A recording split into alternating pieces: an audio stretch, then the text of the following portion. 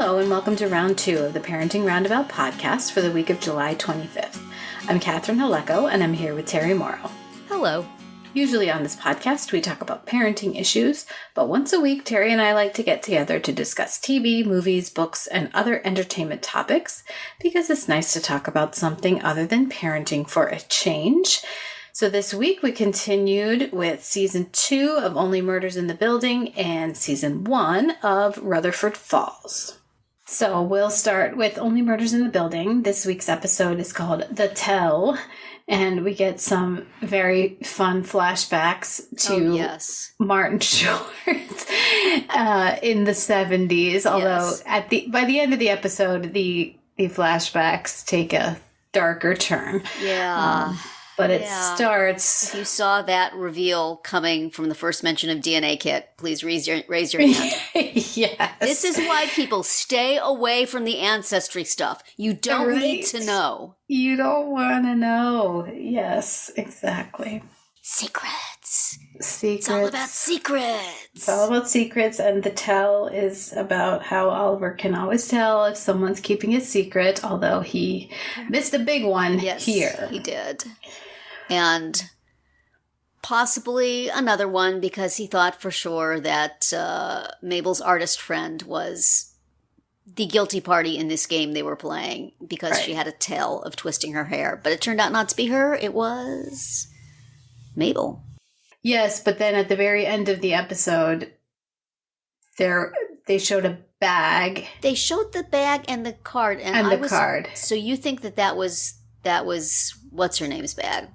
Alice. I couldn't figure out who that was supposed to be implicating. Right, yeah. I wasn't paying attention to could have been Mabel's. Strewn on the whose clothes that was strewn on the floor. Right, it could have been Mabel's bag, but my thought was Mabel wouldn't have a bag in her apartment. Exactly. My thought was that it was meant to be Alice's bag. Okay, so that she somehow had two cards. Right, or she snagged somebody else's in the dark. Yeah.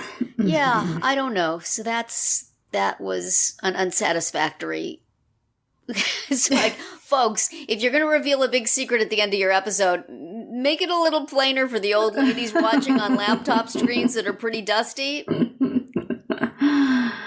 Well, and what are you supposed to take away from that? Yes. Because she's not the murderer. I think, can be. We're fairly secure that Mabel is not the murderer. Or British girl Alice. Seems like a red herring. Although she could come around at the end. She could be disproved now and then come around at the end and be something. I suppose. But this is episode 5 out of 10. So yeah, I guess. You know how we feel about that. Yes. And now we have Jan back, apparently, as a main character, just constantly making phone calls and messing with Charles. He was really surprisingly willing to be messed with. Mm-hmm. Yeah. Man, seriously. I watched that series, Inventing Anna, about the fake Russian heiress. And when she was in jail for most of it, and the currency was ramen noodles. She would trade ramen for other people's phone time. So I'm wondering if Jan's doing something like that. Well, she got some bagels to work with now. Yeah, now she has bagels. Mm-hmm. So, what? How did Charles get in the 70s garb for that game in Mabel's apartment? I understand Oliver slapping on a wig. I think they put everybody in different clothes. Yeah, they were all in 70s clothes, but just with and in order to make it, super obvious for Charles and Oliver, they gave them wigs, but of course they gave Charles a white wig. Okay, I didn't catch the wardrobe changes. I thought that was just all sort of like their downtown wear. Yeah. I didn't notice that they were wearing before. Right. I think that they... Possibly a caption on the bottom for the old ladies watching and not getting really good clarity through their screens. Everybody has changed for the game. Yes. I mean, it was, I think, it wasn't the same as the flashback with to the real 70s, because then they had a Yes. different actor playing Martin Short. Right. And This a different was actor playing Teddy. Yeah, no.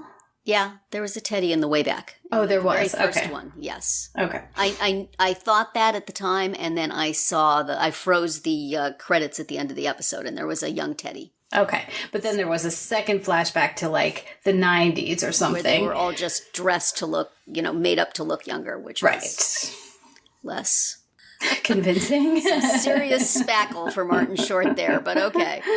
Right. Yes. But then in the present day, when they played the game at Mabel's party, Yeah. they just kind of changed everyone's clothes, but Right. to evoke the 70s, but not to actually go there. Yeah. Did any of the people in that room even know who Son of Sam was? Good question. I don't know. People are into true crime. That's true. So, I guess so. it's quite possible. Creepy game. Creepy game, Oliver. It was a creepy game then. It's a creepy game now. Yeah. What does that say about you that you identify with a mass murderer? Exactly. I mean, as Alice said, like, oh, we played this in England, but we called it Jack the Ripper.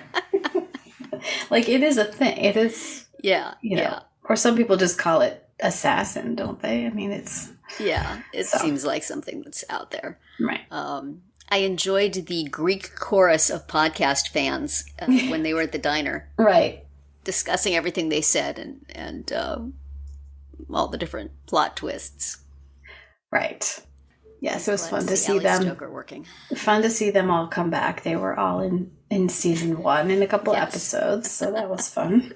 At least this time they get to be sitting down. They're not. Well, I guess they were sitting down outside the Arconia at one point, out on chairs or something. But right. a nice table at the diner. Right. And I mean, the podcasters seemed really unconcerned that these people had overheard some significant information. Yes, they did. I guess they're just used to having them there all the time, trailing along. I guess, or maybe they have already put some of this stuff on the podcast. Like, have they put this stuff about the tunnels out there on the podcast? Yeah. Seems like a bad idea. It does, because then everybody knows they know. Right. And everybody else can go wandering around in the tunnels. Right. Whenever they feel like it. Yeah. It's one of those don't think too much about it. Right. Or maybe for some future plot point they need to have that information out there. Mm-hmm. But I would have talked to the mold guy a little longer about his extensive knowledge of the tunnels. Right. But no, they had more important things to do. No, they had to move on. When we've now seen 2 glimpses of the killer, because we've seen the flashback that Lucy had to when she was hiding in the tunnels and she saw them, and then the terrible security camera footage from the diner. How long do they keep that security camera footage? I know, usually not long at all. It was supposed to be a while ago, right? It was actually like at least a day before she died. Right. How long has it been? Yeah, good question.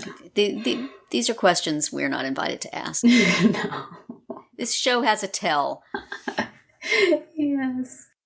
So, Ivan the waiter returning the money that Bunny gave him, where did he think that was going? That seems... he was slipping it under the door of her empty apartment. What did he think that was going to accomplish? That was weird. It seemed to exist only to inspire Oliver to go talk to him. Yeah. The last day Bunny was there, Oliver was in there with his son, right? And saw her there. Saw the waiter talking to her. Yeah. Why? Or was that really on her last day, or was that some other time just to establish that she goes there a lot? I think that was right before she gave him the money. I thought. Oh, yeah. So it's why would he even have any doubts about where... I mean, I would think he would remember that and say, oh, yeah, I saw her there on her last day. I don't know. Right. It seemed to be. We have questions. We have so many questions. And, oh, dear. Now Oliver has another reason to have words with Teddy. Right. Oh, dear. Of all people. Of all people, yes. Could have been somebody with just completely generic Northern European mutt sort of DNA like mine. Right. No, it has to be specifically Greek. Well, economy of characters, Terry. You've told me this before. Yeah, we don't want them to spend the next, rest of the time looking for people with that DNA. Right. Going through Ancestry and trying to hit them up. Yes. Oh. Well, stay away from those things, people. There's nothing good can come of those. It seems like such a bad idea. There's a lot of stories like this of people finding out things they did not expect to find out. Oh, for sure. Yeah. And it's supposedly a kid's school project. Like, oh gosh, you are opening up a real big can of worms. Really? What are you doing? That is such a bad idea. Oh boy. I think parents just need to say, take the F. Yeah. Really, it'll be fine. Or make it up somewhere else. Yeah. Well, we have hit the halfway point now. We have 5 more episodes to figure out what's going on, to take us on a few, 3 to 4 more dead ends before we reach the conclusion. Yes. Oh boy. Hopefully no more of them will require 70s flashbacks. I don't know. That was pretty fun. I don't know. Not the best time. Let's stay away. Right. Shall we move on? Yes. So over on Rutherford Falls, it's episode 3 called Aunt Ida's 90th birthday. Uh-huh. And this is the one where we meet Josh, the radio reporter. So he's the guy who was in Schitt's Creek, right? He was on Schitt's Creek, yes. He's a very appealing presence. Yes, he was appealing on that show as well. He in a kind of adorkable kind of way. Yes, absolutely. He was a veterinarian. And then he went off to study. He went to the Galapagos or something. He went somewhere very, very, very far away when they needed him to not be there anymore. So, but he is bringing his, reporter's curiosity to the town of Rutherford Falls. After, speaking of adorkable, his pitch to his coworkers, which is clearly not very successful. No, but he goes anyway. He takes the train. Mm-hmm. And Regan does such a masterful job of distracting him from any story whatsoever. Right. Including some activity that involves them having each other's t-shirts on later. Right. But yes, I just spent the entire episode going, the lawsuit. He's going to be there long enough to find out about the lawsuit. It's coming, it's coming, it's coming. How many more minutes to this episode? It's coming, it's coming, it's coming. I'm very happy for Regan, but it was coming, it was coming, it was coming. Right. We knew that would happen. And just get it over with. Mm-hmm. Right, at the very, very, very tail end. Right. So. When, of course, in the presence of Josh, the reporter. Yes. Nathan comes to tell Regan what has happened. He's been sued by the Minnesota Nation. Yes. So there, fortunately, is a reporter right there to get the story, although how he will, whether he will spin it to Nathan's liking, I would not be so sure. You're right. But, I mean, nice for Regan that he's going to be still in town. That's what we're going to find out. Yeah. Unless he's doing things, I don't know, seems fraught, but anyway. Yes, well, of course. Poor Nathan. That's why it's a TV show. That's and right. There's drama. Right. Yes. But they did manage to make Nathan sort of a figure of pathos in this one. That he's clinging so hard to this family tradition that absolutely nobody else is interested in. Except maybe the one guy who married into the family and is all excited to find all this. Right. My family doesn't even talk to each other. Yes. And I did enjoy... I enjoyed the relationship between Nathan and his brother, and just because it could have been a total cliche of, and because it made it seem like it was going to be, Nate is going to sell the family home and Nathan's upset. Yes. But instead of like starting a feud, they actually just talk about it. Yeah. And some really, really nice silent acting by the actor who plays the brother as he's following Nathan's little treasure hunt thing and laughing at all the different things. Clearly, he remembers affectionately all the same things that Nathan does. Right. Which you kind of thought by the way they came to terms, but it was just lovely to see it illustrated just with some facial expressions, Right. So kudos to him. That was very sweet. Yes, let's quickly shout out Ben Koldyke. Yes. As does. Very nice. Yes. Who we recognized from The Good Place, where he was not nice. That's correct. And he could have been not nice in this, but he was. Yeah. So. Right. And one can understand, interesting old house they got there. I don't know that I wouldn't want to move to something from like this, if not this century, the previous one. Right. Well, and also they said hundreds of years. I don't think that house is 200 years old. No. It looks Victorian to me. But semantics. Right. Older than one would necessarily want to live in 2022. Yes. So. Right. As a family of 4, when it looks like it had about 8 bedrooms at least. Yeah, and hiding places and statues that spit out candy and, graffiti in the garage and all sorts of things. Each thing a milestone Rutherford family treasure. But that's right. At some point, man, you got to let it go. Apparently, you're going to let it go by lawsuit, if not willingly. But, what else does he have? He has nothing else. Mm-hmm. So. No. Well, yeah, right. He has the museum in Rutherford Falls. Right. For the time being. Exactly. Yeah. Yeah. So. But nice episode for Regan. Yeah. Very cute. Yeah.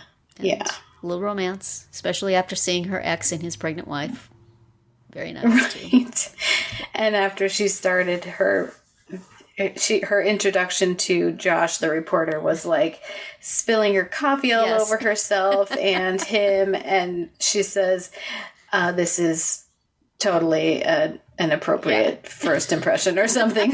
It's funny. This is not unusual. Yes, her self-deprecation is very charming. It is. And he seems like the sort of guy who might also spill coffee on himself getting out of a car. So perhaps they're a match. Right. Not just because they both went to Northwestern. Is this an editorial comment on Northwestern? I'm not sure. I noticed... I probably would have not have noticed this if I hadn't just listened to the Parks and Recollection episode about... the episode that had Andy and April doing a version of the Newlywed Game. She said her favorite band was Neutral Milk Hotel. Right. And they used that again in this one. And they were saying on Parks and Recollection that I guess Mike Shore likes that band. And so he slips it into things. So it's like, I see you. There you go. I see it there. I've never heard of it other than in these 2 episodes of Mike Shore produced television. But right. Well, he's getting it in your head, Terry. He is. I'm going to have to look them up. Right. That's what he wants. They actually exist. I prefer mouse rat myself, cool. But, takes all kinds. Absolutely. Well, we will see what happens next week with the lawsuit and everything else. I'm liking it a little better every week, so good. Maybe heading towards the end of the first season of Parks and Rec situation, where it sort of gets someplace I want to go. Right. But, still could veer off. We'll see. We'll find out. Well, so next week we'll watch the season 2, episode 6 of Only Murders in the Building, and season 1, episode 4 of Rutherford Falls. That's just moving through these shows. Yep. And you can move along with us. Brisk once a week pace. We do things old school. None of this binging business. Nope, not at all. We wait in suspense. I mean, we have to for Only Murders in the Building. That's true.